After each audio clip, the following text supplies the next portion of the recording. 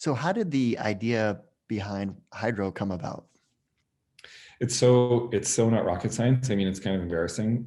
Peloton had started and was operating, and our first thought was that we would just produce content that you could put it on a tablet and then stick it on a rowing machine. And then we start, like I know a lot about rowing machines, like an unreasonable amount, and I really love Concept 2 rowers. They're bulletproof, and there's a good reason that people didn't use them.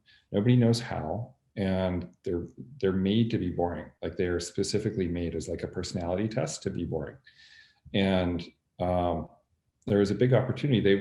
They were created by the Dressgacker brothers in the 80s, and they haven't really changed that much. They changed from a fan to a turbine, they use air resistance, but they're just loud and they don't belong in your living room. And Peloton made it clear that people really want to have fitness as part of their life. It doesn't belong in the basement. It doesn't belong in the garage. It actually belongs as a central part of your life. So there's this huge opportunity. Nobody had really changed rowing machines, and they've been more or less the same for about 40 years. And we were able to create some new patented technology that uses my knowledge around the rowing stroke and how the rowing stroke actually feels.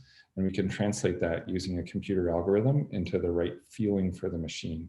And it is super gratifying. Every single person who sits down on a Hydrow, the first thing they say is like, oh, it feels so good.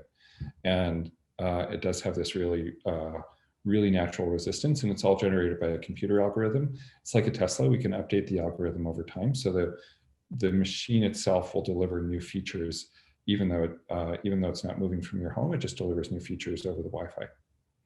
And how did you decide? We already talked about the content side. How did you make that determination that we're going to do this live on the water? The technology's there, but that's a different production, right? It's not.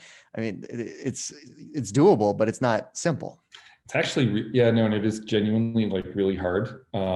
If you haven't spent 20 or 30 years in the water, shooting on the water every single day is highly disruptive to the people who live on the water. Like they're rowers and sailors and fishermen, and like it's a community with a lot of vested interests, and you need to understand how to work with those existing communities, or you just won't get access, because the water is public, but it's also permitted, and it would be the equivalent of saying like, hey, I'm just going to start filming on these city streets every single day. Like, wait, there are cars and pedestrians, and it's not going to fly.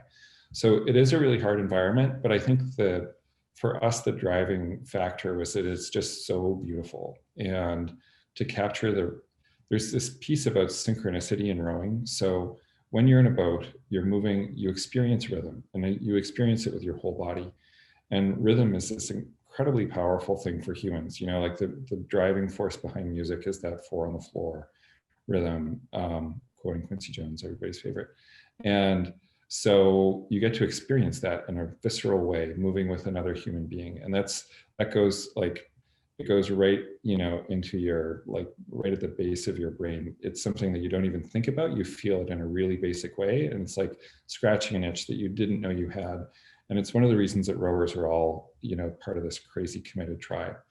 And if you're going to experience that, you have to experience it out in the water, because the relationship of the boat and the water and the oar is what drives that rhythm.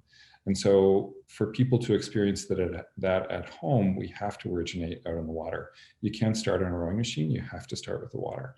And so you combine the aesthetics and the rhythm, and then just the joy of being outside in these beautiful locations that are constantly changing and constantly providing something new. So every Monday, Tuesday, Wednesday, Thursday, Friday, Saturday, Sunday, you're getting something new and different.